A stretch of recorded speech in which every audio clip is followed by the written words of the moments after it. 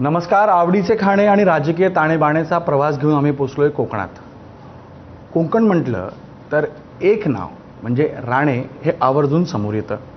आता या निवडणुकींमध्ये 2 राणे निवडणुकीच्या रिंगणात आलेले आहेत, लढतायत आणि पुन्हा सत्ता काबीज करण्याचा त्यांचा प्रयत्न असणार आहे.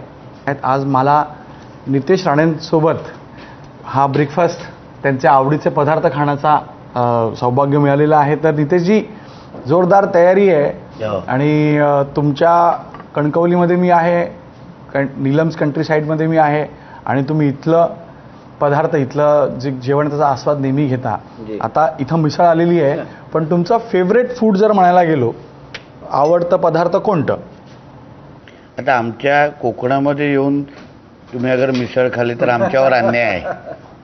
आमच्या इथे घावणे असतील, आमच्या इथे शेवया असतील, किंवा आमच्या इकडे आता मासे, आमच्या इकडे चिकनचे विविध पदार्थ जे कोकण स्टाईलचे आहेत, ते खाल्लं तर तुम्हाला खऱ्या अर्थाने कोकण समजेल आणि परत जाताना तुम्ही आमच्या कोकणाची खऱ्या अर्थाने आठवण घेऊन जाल.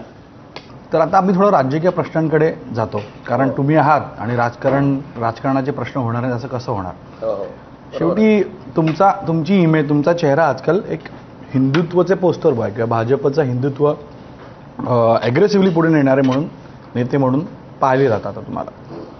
आता थोडासा ब्रेक लागला कारण तुम्ही मतदारसंघात बिझी आहात, पण तरी मी माझी ही निवडणूक, गणेशजी, मी हिंदुत्वावरच लढवतोय. तुम्ही माझ्या गावागावातली भाषणं बघितली तर आम्ही लोकांना हिंदू म्हणून, जो मोदीजींनी काल नारा दिला परवा, एक है तो सेफ है, आणि ज्या पद्धतीने आजूबाजूला जिहाद्यांचा उन्माद सुरू आहे, या सगळ्या गोष्टीची जाणीव देऊन त्यांच्याकडून आम्ही मतं मागण्याच्या दृष्टिकोनातून उभे राहतो. म्हणजे नुसतं विकास नाही, हिंदुत्वाच्या पण नावाने मी माझी ही स्वतःची निवडणूक लढवतो आहे.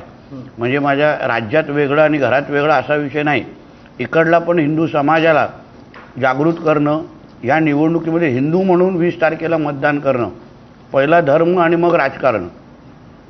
तुम्हाला विकासाची करून देण्याची जबाबदारी माझी, पण 20 तारीख तुम्ही हिंदू म्हणून मतदान करा, हे मी प्रत्येक माझ्या मतदाराला आवाहन करतोय. हे लोकसभेनंतर झालं का तुमचं जास्त? नाही, कारण का काय झालं, आम्ही जे हिंदुत्वादी विचार घेऊन जाणारे जे आम्ही जे कार्यकर्ते आहोत, तिथे एक विशिष्ट पद्धतीने रचना आमच्या विरुद्ध लागलेली आहे.